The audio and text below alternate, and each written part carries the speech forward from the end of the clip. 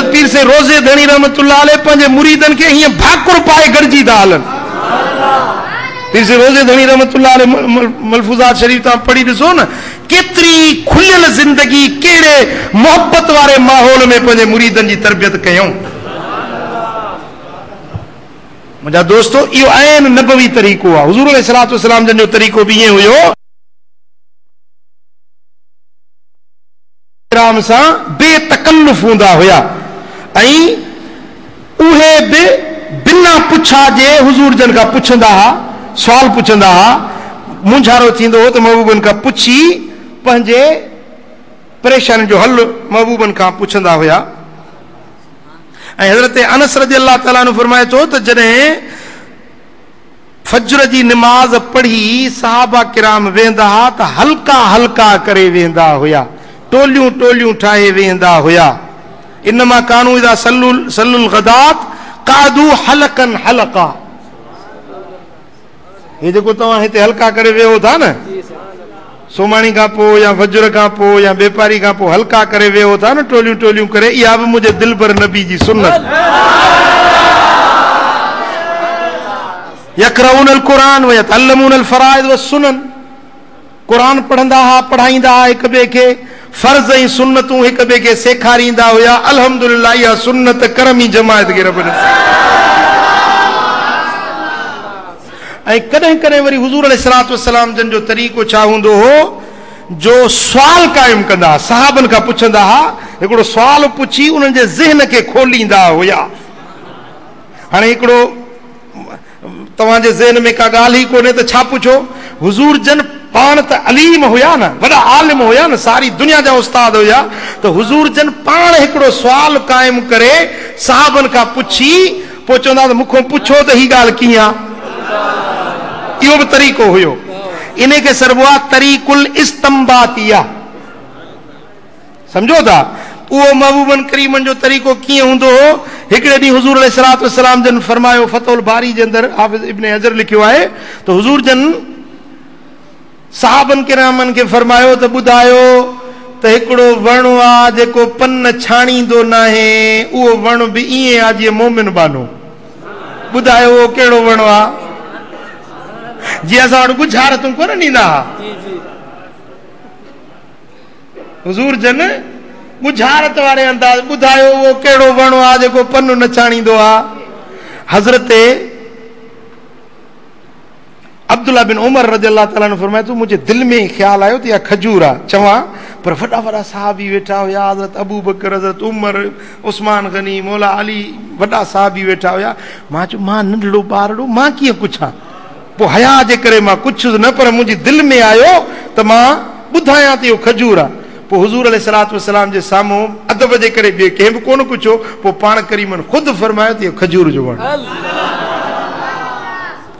ऐं हुज़ूर अलैहिस्सलातु वस्सलाम जे सेखारण जो तरीक़ो हूंदो हो त उहे आसानी कंदा हा, तंगी न कंदा हा। अल्लिमू वयस्सिरू वला तुअस्सिरू। हुज़ूर अलैहिस्सलातु वस्सलाम फरमायो त सेखारियो पर आसानी कयो, तंगी न कयो। प्यार ऐं मुहब्बत सां सेखारींदा हा। ऐं हुज़ूर अलैहिस्सलातु वस्सलाम जन ॿारनि खे बि सेखारींदा हुया। ॿारनि जे लाइ सिख्या जो ख़ासि इंतज़ाम हुयो ऐं पाण बनफ़्से नफ़ीस ॿारनि खे सेखारींदा हुया, दीन जे उमूर जी तालीम ॾींदा हुया। जीअं हिकिड़ी हदीस मूं तव्हांखे ॿिनि परनि जो ॿुधाई त हुन असाबी अमिर बिन सलमा खे फरमायूं त ए पुटड़ा वेझो आ, अल्लाह जो नालो वठ, चओ बिस्मिल्लाहिर रहमानिर रहीम, पंहिंजे पासे ॾों खा, बिस्मिल्लाह पढ़ी खा। इहो तालीम नबवी जो तरीक़ो बचड़नि खे सेखारण ई पए। ऐं हुज़ूर अलैहिस्सलातु वस्सलाम जन कासिद मोकिलिया, कासिद मोकिले पासे ते पोइ ते लिखी वेठा हेॾे जावेद कॾहिं कॾहिं महबूबन करीमन कासिद मोकिले बि तबलीग ऐं तालीम दीन जो पैगाम पहुचायो। ऐं ॿुधो, उन दौर में नशर ऐं इशाअत जो जेको बि तरीक़ो ऐं ज़रियो हुयो, हर उन ज़रिए सां मदीने वारे साईं तबलीग कई। नशरो इशात जो, फैला जो, इल्म जे फैला जो जेको भी तरीक़ो उन दौर में मौजूद हुयो, हर उन तरीक़े मुताबिक मुझे दिलबर मोहम्मद करीम पंहिंजे दीन के फैलाए। खत लिखियूं, वक्त जे बादशाहन के मोकिलियूं, नजाशी के, मकूकिस के, सही मुंहिंजा मिस्र जे मकूकिस के मोकिलियूं, यमन जे बादशाह के मोकिलियूं, बहरेन जे बादशाह के मोकिलियूं, मिस्र जे बादशाह के मोकिलियूं, इराक जे बादशाह के मोकिलियूं, ईरान जे खुसरू ॾे मोकिलियूं, हर बादशाह ॾे पंहिंजा कासिद मोकिलियूं। वरी हिकिड़ो शख्स आयो, उहो चईंसी मूंखे वेसर ॾाढी आहे, पाण फरमायो उक्तबू li अबी शाह, तिरमिज़ी शरीफ़ जी हदीस आहे, पाण फरमायो अबू शाह खे लिखी ॾियो, हे विसरी वेंदो त लिखी ॾियोसि मुंहिंजी तालीम। इहो बि हिकिड़ो ज़रियो हुयो, सम्झो था। इन तरह सां हुज़ूर अलैहिस्सलातु वस्सलाम जन हर तरीक़ो आज़मायो ऐं हर तरीक़े सां दीन ऐं इल्म जो फैलाउ कयो। त अॼु जेकॾहिं असीं चाहियूं था त असां दीन जो पैगाम ऐं इल्म आम कयूं त असांखे बि असांजे दौर जो हर तरीक़ो इस्तेमालु करणो पवंदो, सम्झो था। हर तरीक़े मुताबिक़ असांखे दीन जी नशरो इशात जे लाइ हर ज़रियो, हर तरीक़ो इस्तेमालु करणो पवंदो। मसलन हींअर जदीद टेक्नोलॉजी जो दौर आहे, टीवी या सही मुंहिंजा ई मूवी आहे, VCD आहे, DVD आहे, इन तरह सां उन में पैगाम महफ़ूज़ थिए थो, परे परे ताईं पहुचे थो। त इहो बि हिकिड़ी फील्ड आहे, इहो बि हिकिड़ो महाज़ आहे। असांजे केतिरनि आलमनि जी फतवा हुई त बाबा ही मूवी भरणु जाइज़ ई न आहे, मूवी भरणु हराम आहे। हाणे इन जे करे जेकी बद मज़हब हुया उहे इन महाज़ ते क़ाबिज़ थी विया, हू पंहिंजो पैगाम फैलाइनि पिया, अवाम ख़वास ताईं पहुचाइनि पिया। असां वारा अञा जाइज़ नाजाइज़ में फाथल आहिनि त इहो जाइज़ आहे या नाजाइज़, हू वञी अलाए किथे पहुता। ॻाल्हि सम्झो था। त इन जे लाइ जेकॾहिं मूवी जे ज़रिए, टेलीविज़न जे ज़रिए ॿियनि ताईं माण्हू पैगाम पहुचाए सघे थो त इहो महाज़ शैतान जे लाइ खुलो न छॾियो, इन महाज़ खे बि इस्तेमालु कयो। हाणे मां तव्हांखे ख़ुशख़बरी ॿुधायां त अल्हम्दुलिल्लाह हेॾो हिते हले पियो थो, हीउ तरबियती प्रोग्राम हले पियो, पर अल्हम्दुलिल्लाह दुनिया जे 64 मुल्कनि में मुंहिंजी तकरीर रोज़ थी हले। तव्हांखे ख़बर आहे, रोज़ानो सुबुह जो सहरी विथ दिलबर साईं मूंखे राति मके मुकरमा में जा टिनि ॼणनि फोन कई, चईसीं तव्हां असां सां गॾु हुयो, तव्हांजी टीवी ते तकरीर हली पई, असां तव्हांजी तकरीर ॿुधीसीं, ॾाढी राहत आई।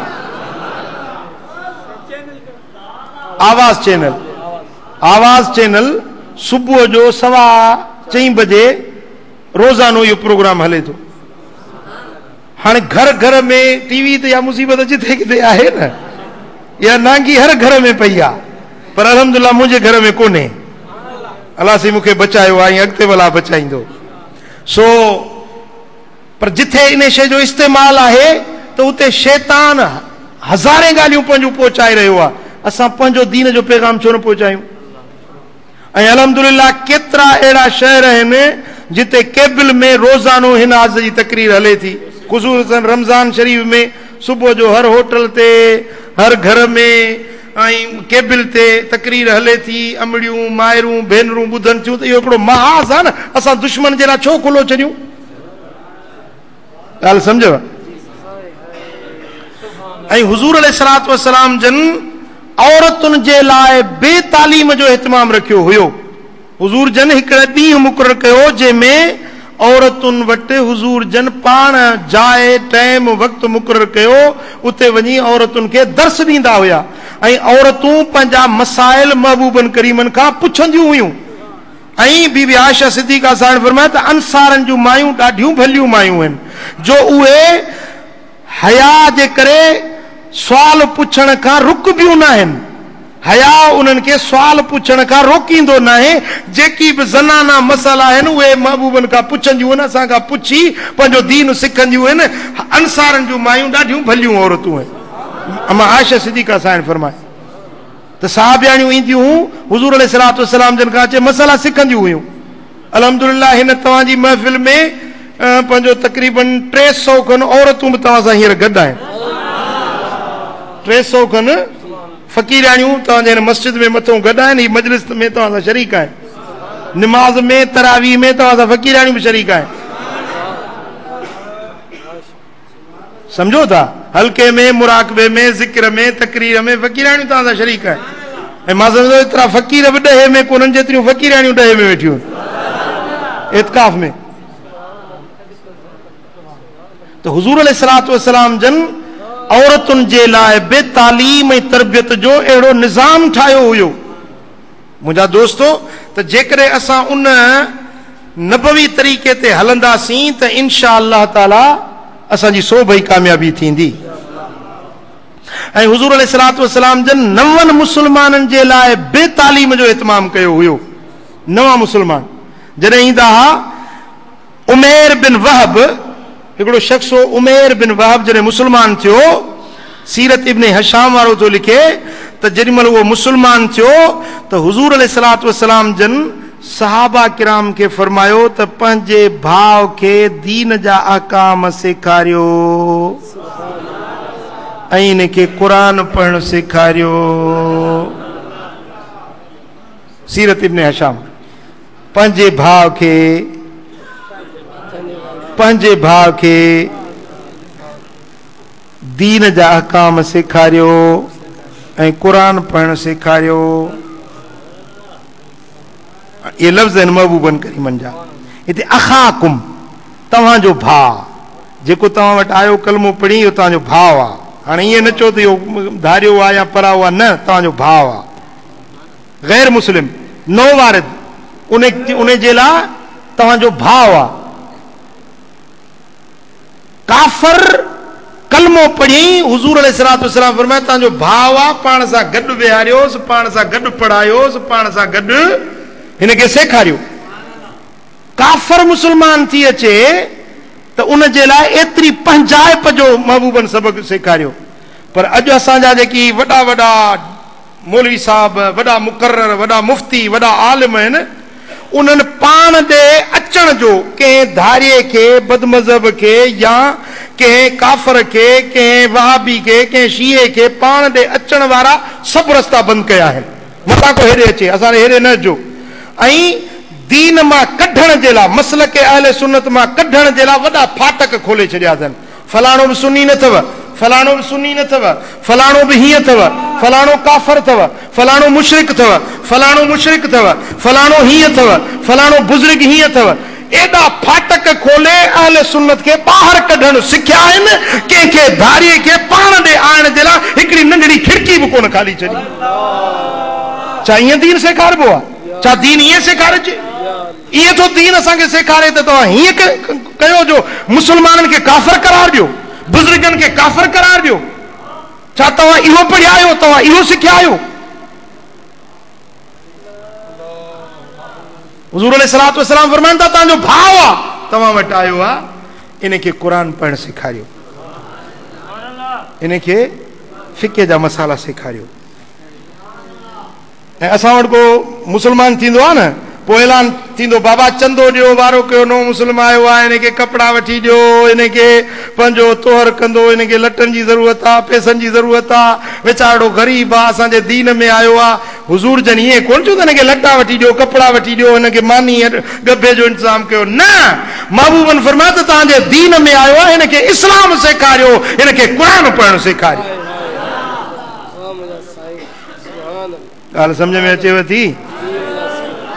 दीन में आयो आहे त रब छॾींदुसि छा? पैसनि में रब छॾींदुसि छा? कपिड़नि में रब छॾींदुसि छा? उहो पाणे रब ॾींदुसि। हिनखे तव्हां दीन सेखारियो। हा, हाणे असांजे मदरसनि में जेको अचे थो, पहिरीं त उनखे पंहिंजो सेखारींदा चंदो करणु, सम्झो था। ऐं फ़िक़्ह जा मसाला असांजे मदरसनि में बि कोन था सेखारजनि। हुज़ूर जन वटि हिकिड़ो माण्हू नओं अचे थो त पहिरीं हुकुम ॾियनि था त हिनखे फ़िक़्ह जा मसाला सेखारियो। असांजे मदरसनि में जेके पढ़नि था, एसी ताईं मां अहिड़ा बि ॾिठा आहिनि, हाफ़िज़ थी निकिरी था वञनि, पर उनखे पूरो वुज़ू बि करणु ॾांहुं कोन थो अचे, तर लाहिण बि ॾांहुं कोन थो अचे। हिकिड़े जाइ ते हिकिड़े मदरसे जी दिस्तार बंदी हुजे, मूंखे वठी विया पटको ॿधाइण जे लाइ। सो हाफ़िज़ मुंहिंजे पासे में आयो पटके ॿधण जे लाइ, साईं साईं वर ॾियो, शुरूआत तव्हां कयो। अदा हलिया। हाफ़िज़ साहिब क़ुर में घणा सीपारा आहिनि? पोइ अलाए रोब चढ़ी वियुसि, अलाए छा थियुसि, चईसि इहो मूंखे साईं पढ़ायो ई कोन्हे को। अरे क़ुर पढ़ियो ही सॼो यादि कयो अथई, तोखे इहा ख़बर कोन्हे त क़ुर में सीपारा घणा आहिनि? मुंहिंजो भला इहो ॾुखियो सुवाल आहे, ॿियो सवलो थो पुछाए, भला सूरतूं घणियूं आहिनि? चईसि इहो त साईं असांखे ॿुधायो कोन्हे। हाणे इहा हालत आहे।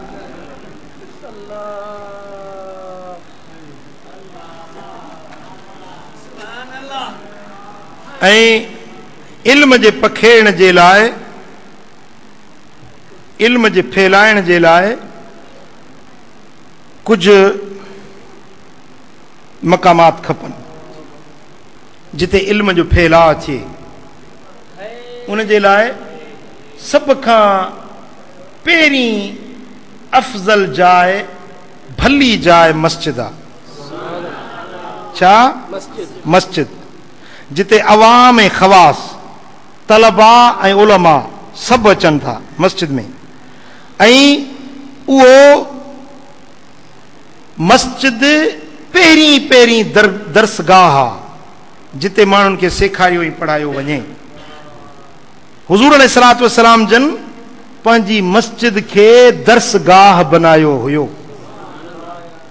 पंहिंजी मस्जिद खे मदीने वारे साईं दर्स ऐं तदरीस जी जाइ बनाई, जिते साहबा जमो थींदा हुआ, क़ुर पढ़ंदा, सिखंदा, इल्मी हलकात लॻंदा हुया, कौल ऐं अमल सां उन्हनि खे दीन जा अहकाम सेखारिया वेंदा हुआ।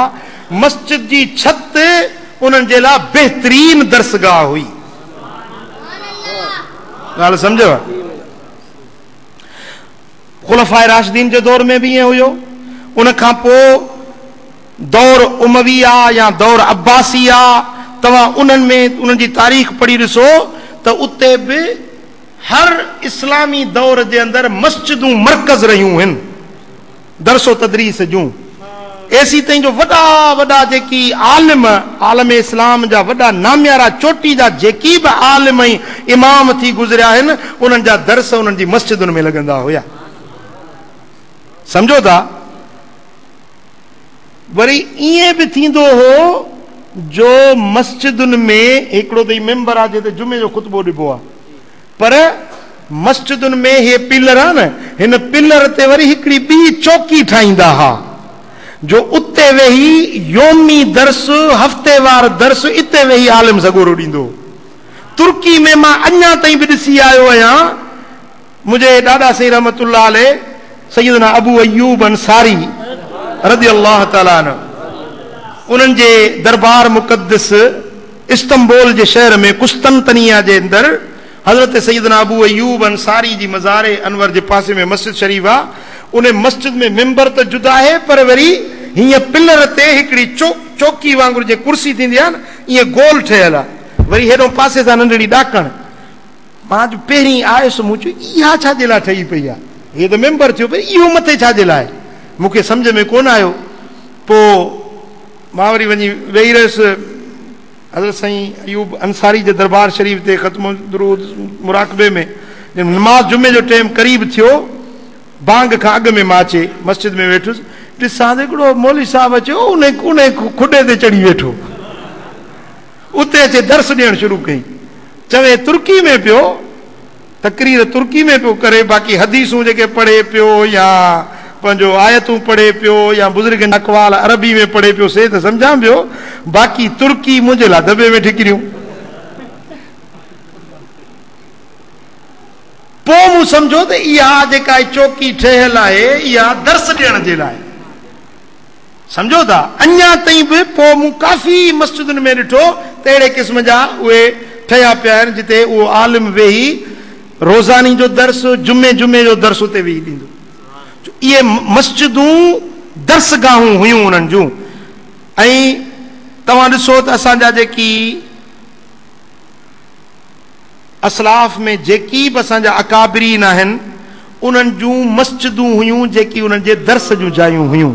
जीअं हज़रत इमाम मालिक बिन अनस जो मस्जिद में ख़ास इल्मी हल्को हूंदो हो, मस्जिद बसरा में इमाम हसन बसरी जी इल्मी महफ़िल हर वक़्तु गरम रहंदी हुई, ऐं दमश्क जी मस्जिद त ख़ास मरकज़ हुयो इल्म ऐं फन जो, जिते पूरे आलम इस्लाम जा तालिबुल इल्म दमश्क में अची उन जामिया उमविया वॾी मस्जिद मां पाण ॾिसी आयो आहियां दमश्क जे शहर में, उते बि इहे ठहियल आहिनि थल्ला जिते वेही उहे इमाम दर्स ॾींदो हुआ। वरी जामिया उमविया में बांग आई, सो मां वरी विस ॾिसां थी बांग कीअं था चवनि, हिकिड़ो हुजरो ठहियल हुजे उन में से 15-20 ॼणा सभु गॾिजी बीठा बांग जेका ॾियनि पिया, विच में इहो हे माइक्रोफोन विच में हीअं रखियूं, पोइ चौधारी हीअं कंहिंजो मुंहुं हेॾे कंहिंजो होॾे पर फिरिया बीठा आहिनि हे माइक्रोफोन खे, उहे सभई 10-15 ॼणा अल्लाहु अकबर सुभान अल्लाह, अहिड़ी बांग मूं ज़िंदगी में किथे न ॿुधी। हिते असां हिकिड़ो चवंदो आहे, ॿियो को चवे न उन सां गॾु चवंदा हे आलू थो कढी छा बांगे जूं, सभु पिया चवनि गॾु, समझो था। त इन तरह सां वरी मस्जिदुनि में ख़ासि ज़ाविया ठाहींदा हुआ, नंढा नंढा हुजरा ठाहींदा हुआ, जिते तालिबुल इल्म या ॾहे कमाइण वारा चिल्ले कमाइण वारा उहे अची वेंदा। मूं बि हिते ठहिराया आहिनि ॿ हुजरा, हिकिड़ो ही ॿियो, इन में को ॾहो वेहे को चिल्लो कमाए थो उनखे बि दावत ॾियां थो, इहो भरे छॾी सभा, समझो था। इन तरह सां मस्जिदुनि में ज़ाविया हूंदा हुआ, जिते तुलबा अची रहंदा हुआ ऐं दीन जो इल्मु सिखंदा पिराईंदा हुया। मुंहिंजा दोस्तो, मस्जिदुनि जे इहाते में हुजरात ऐं ज़ावियात ठाहिण जो मक़सदु इहो हुयो त जीअं मुसाफ़िर परदेसियुनि खे अझो बि मिले ऐं दीन जो इल्मु बि सिखनि। ऐं अहिड़ियुनि मशहूर मस्जिदुनि मां जामिया ज़ैतूना ट्यूनिस में, जामिया ज़ैतूना हिकिड़ी मस्जिद हुई जेका अहद बनु उमिया में अमीर अब्दुल्ला बिन हबहाब ठहिराई हुई। हिन मस्जिद में किस्मे किस्मे जे इल्मनि जी तालीम ॾिनी वेंदी हुई ऐं वॾा किबार उलमाए किराम जी अबुल बका अब्दुर रहमान बिन ज़ियाद अल मुआफिरी ऐं मशहूर मुहद्दिस अबू सईद सुहनून अत-तनोखी, इमाम अल माज़री, इहे वॾा वॾा इमाम वॾा फ़क़ीह इन मस्जिद ज़ैतूना में अची दर्स ॾींदा हुया, समझो था। ऐं इन मस्जिद जे खज़ाने में 2 लख किताब रखियल हुया, उन दौर में 2 लख किताब रखियल हुया उन मस्जिद में, जिते इल्म जा उञा अची वेही। हर कंहिंखे त ज़रूर तौफ़ीक़ न हूंदी न किताब वठण पढ़ण जी ख़रीद करण जी, अॻे प्रेस कोन हूंदी न, किताब कलमी हूंदा, पोइ कलमी किताब इहे पंहिंजो रखियल हूंदा हुआ, जेके माण्हू अचे उते पढ़ंदा हुआ, उन्हनि मां इस्तिफ़ादो कंदा हुआ। 2 लख किताब कलमी किताब, नायाब दुनिया जा किताब, पोइ उते अचे वेही पढ़णो आहे पढ़ो, लिखणो आहे लिखो, हवालो वठणो आहे हवालो वठो, कापी करणी आहे त पंहिंजे कलम सां लिखी वठो, इहा सहूलियत हूंदी। इन तरह सां जामिया अल क़ज़वीन या मस्जिद मगरिब जे शहर फास में हुई, जेका 245 हिजरी में दौलत इदारसा वारनि ठहिराई हुई, जे मस्जिद में तालिबुल इल्मनि जो उन दौर में मरकज़ ऐं महवर हुयो। ॾूराहनि इलाइक़नि खां माण्हू अचे हिते दीन जो इल्मु पिराईंदा हुआ। या मिस्र जी जामिया अज़हर जंहिंमें फ़िक़्ह, हदीस, तफ़सीर, नहव, सरफ़ इहे पढ़ाया वेंदा हुआ, मजलिस इल्मी हल्का लॻंदा हुआ अरब अजम जा। उन दौर में बि 750 तालिब इन मस्जिद अज़हर वारी में अची रहंदा हुया ऐं इल्मु पिराईंदा हुया, समझो था। त हाणे मस्जिदूं जेकी आहिनि हबीबन करीमन खां वठी मौजूदा दौर ताईं, हता कि हीअ मस्जिद ॾिसो गफ़ारी मस्जिद मुंहिंजे मुर्शिदन करीमन जो मरकज़ हुई। जन ॾिठो हो तन खे ख़बर हूंदी, जन ज़ियारत कई हुई तन ॾिठो हूंदो, जन गुफ़्तार ॿुधी हूंदी। ईअं मस्जिद शरीफ़ में जेॾी महिल गुफ़्तगू फरमाईंदा हुआ त केॾी केॾी महिल ईअं महसूस थींदो त मस्जिद जा दरो दीवार बि वजद में अची वेंदा हुआ, एॾो संदन गुफ़्तार में फैज़ ऐं रूहानियत समायल हूंदी हुई। सम्झो था त इहो सदियुनि खां वठी इहो सिलसिलो हलंदो थो अचे। हाणे जेके तव्हांखे मां इहो तफ़सील सां ॿुधाइण जो मक़सदु इहो आहे त तव्हांजे ॻोठ में मस्जिद हूंदी न, मस्जिद त आहे न तव्हांजे ॻोठ में, घटि था ॻाल्हायो भला कोन अथव छा मस्जिद? आहे न मस्जिद। पहिरीं इन मस्जिद खे पंहिंजो दर्सगाह बनायो, मस्जिद खे पंहिंजे लाइ दर्सगाह बनायो। इन मस्जिदुनि में वञी पंहिंजा जेकी मुबल्लिग आहियो कुंडड़ी पासे में वेही हिकिड़ो रोज़ानो जो दर्स शुरू कयो। इहो बि तबलीग जो इल्म जे फैलाव जो ज़रियो आहे। मस्जिद जे अंदरि कोशिशि कयो त पेशमाम पंहिंजो अहले सुन्नत जो हुजे, पेशमाम पंहिंजो सुन्नी हुजे। ऐं पोइ उते तव्हांखे अल्हम्दुलिल्लाह मूं किताबनि जो ज़ख़ीरो जाम करे ॾिनो आहे दर्स ॾियण जे लाइ। तव्हां वटि इंशाअल्लाह किताब जाम आहिनि। पोइ उन कंहिं न कंहिं किताब जो तव्हां हिकिड़ो 5 मिंट रखो दर्स, मसलन फजर खां पोइ या टेपारी खां पोइ या सोमाणी खां पोइ। तव्हां ॾिसो पंहिंजे शहर ॻोठ इलाइक़े जे माण्हुनि जो माहौल कीअं आहे ऐं कहिड़ो टाइम उन्हनि जे लाइ वांध कई जो आहे, जंहिं टाइम ते माण्हुनि खे परेशानी बि न थिए, टाइम बि हुजे ऐं इत्मीनान सां वेही ॿुधी बि सघनि, त उहो तव्हां पंहिंजी मस्जिदुनि खे पंहिंजे लाइ दर्सगाह बनायो।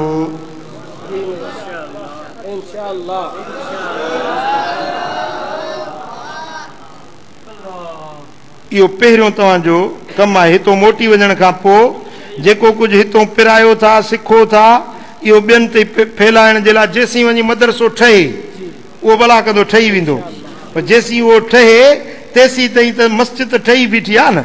बिस्मिल्लाह करे हिते पंहिंजो दर्स आगाज़ कयो, सम्झो था। इंशा अल्लाह ताला इहो सिलसिलो जारी आहे, वरी सुभाणे बाक़ी बयानु कंदासीं। अल्लाह ताला जल्ल शानो शाह अमल जी तौफ़ीक़ नसीब।